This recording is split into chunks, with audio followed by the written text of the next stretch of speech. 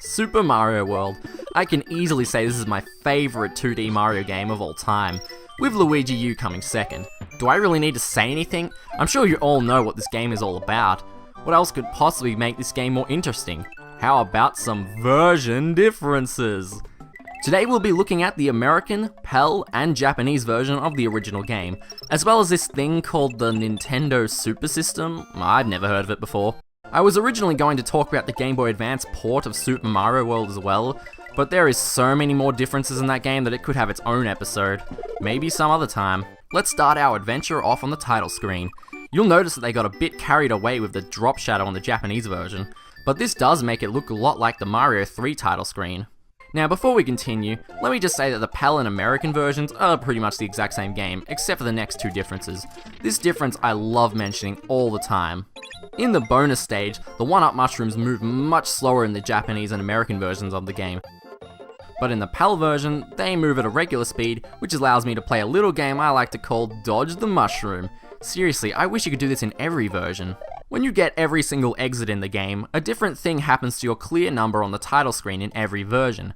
It stays the same regular yellow number in the Japanese version, whereas a star is added to the number in the American version, and the PAL version turns the number blue. Let's take a look at some of the sprite text. The text on the Reznor wheel is his Japanese name in the Japanese version.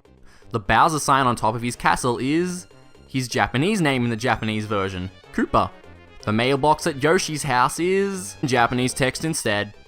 On to the world map. In the Japanese version, the number the level uses is the same font as your life counter. Speaking of level numbers, the Japanese version had some 1s on the level that only had one level to begin with.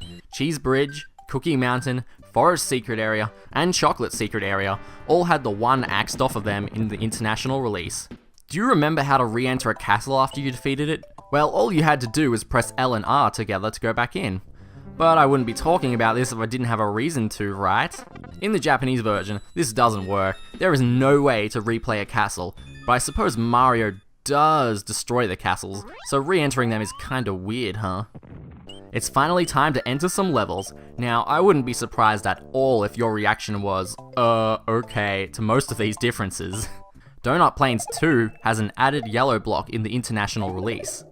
In Donut's secret house, if you run against the right wall in the Japanese version, you can see the wall end. This was fixed in the international release. Now this one just confuses me. In the international release, a cape feather was added to this completely random block. Now I have no idea why they put this here.